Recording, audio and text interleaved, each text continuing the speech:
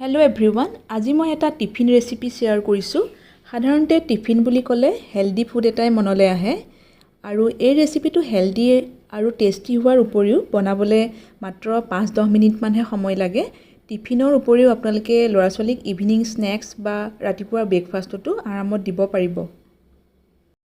ৰেচিপিটোৰ কাৰণে ইয়াত মই 1.5 কাপ আটা লৈছোঁ। এনেকুৱা চাহ খোৱা কাপ এটাৰে মই গোটেই জোখখিনি লৈছোঁ। আপোনালোকেও যিকোনো এটা মিডিয়াম সাইজৰ কাপ বা বল লৈ ল'ব, তেতিয়া জোখটো যেতিয়া একুৰেট হয় তেতিয়া ৰেচিপিটো পাৰফেক্ট হয়।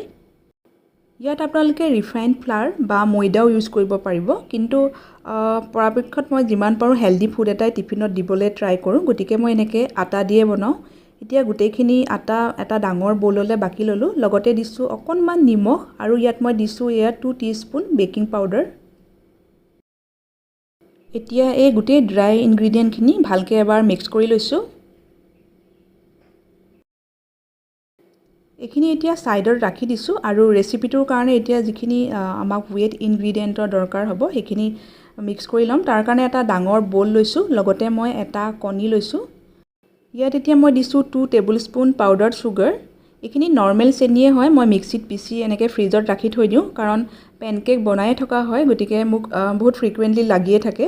আপোনালোকে গোটা চেনিও ইউজ কৰিব পাৰে, কিন্তু তেতিয়া মিক্স কৰোঁতে অকণমান সময়টো বেছি লাগে। এতিয়া ইয়াত মই দিছোঁ 1 টিস্পুন ভেনিলা এচেঞ্চ। ইয়াত আপোনালোকে ভেনিলা এচেঞ্চৰ সলনি বেলেগ এচেঞ্চো ইউজ কৰিব পাৰিব। গোটেইখিনি আকৌ ভালকৈ মিক্স কৰি লৈছোঁ। এতিয়া ইয়াত মই 3 টেবুলস্পুন হ'ব এইখিনি বাটাৰ আগতীয়াকৈ গলাই ৰাখিছিলোঁ, বাটাৰখিনি ইয়াতে এড কৰি দিছোঁ। বাটাৰৰ সলনি আপোনালোকে ইয়াত তেলো দিব পাৰে, খালি ৰিফাইন তেল ইউজ কৰিব। এতিয়া মই ইয়াত 1 কাপ গাখীৰ, এইখিনি আগতীয়াকৈ গৰম কৰি ঠাণ্ডা কৰি ৰখা হৈছে, মানে নৰ্মেল টেম্পাৰেচাৰতে আছে। 1 কাপ গাখীৰ দি লৈছোঁ। এতিয়া আটাখিনি অলপ অলপকৈ দি মিক্স কৰি গৈছোঁ আৰু পেনকেকৰ কাৰণে যিটো কনচিষ্টেঞ্চি সেইটো একেবাৰে লিকুইডো নহয় আৰু বহুত বেছি ডাঠো কৰিব নালাগে। বাকি থকা আটাখিনিও একেলগতে দি ল'লোঁ আৰু এই বেটাৰটো বহুত বেছি মিক্স কৰি নাথাকিব, মানে অভাৰ মিক্স নকৰিব, নহ'লে পেনকেকবোৰ গৈ পাছত ছফ্ট বা ফ্লাফি নহয়গৈ। গতিকে বহুত বেছি সময়ৰ কাৰণে মিক্স কৰি থাকিব নালাগে। আৰু মই এটা ডাঙৰ হুইস্ক ল'লোঁ, তেতিয়া অকণমান মিক্স কৰিবৰ কাৰণে সুবিধা হয়। লগতে মই আৰু 1/4 কাপ ইয়াতে গাখীৰ দি ল'লোঁ, অকণমান বেছি ডাঠ যেন লাগিলে বেটাৰটো। আৰু এই বেটাৰটো এতিয়া ৰেডি হৈ গৈছে। মই চামুচ এখনে অকণমান দেখাই দিছোঁ। এয়া চাওক, বহুত বেছি ডাঠো নহয় আৰু একেবাৰে লিকুইড কৰা নাই এইখিনি।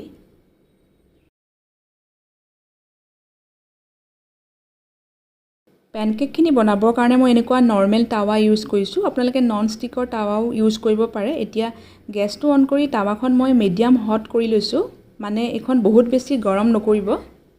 এতিয়া টিচু এখনত অকণমান মই এনেকৈ বাটাৰ লগাই ভালদৰে স্প্ৰেড কৰি লৈছোঁ।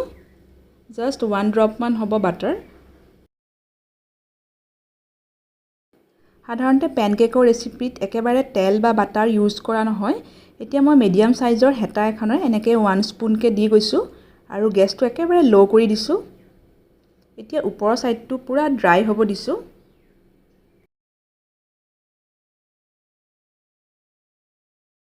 ইয়াত আৰু বেলেগকৈ বাটাৰ বা তেল একো এড কৰিব নালাগে আৰু মাত্ৰ 1 মিনিটমানহে সময় লাগিলে। এইটো মোৰ প্ৰায় ৰেডি হৈয়ে গৈছে। ওপৰটো চাওক, পূৰা ড্ৰাই হৈ আহিছে। এতিয়া এইটো এনেকৈ ফ্লিপ কৰি দিছোঁ আৰু ইটো ছাইডেও কেইছেকেণ্ডমানৰ কাৰণে সিজিব দিছোঁ। আৰু এয়া এটা পেনকেক মোৰ ৰেডি হৈ গৈছে। এইটো প্লেট এখনলৈ উলিয়াই লৈছোঁ আৰু ঠিক একেদৰেই মই বাকী পেনকেকখিনিও ৰেডি কৰি ল'ম।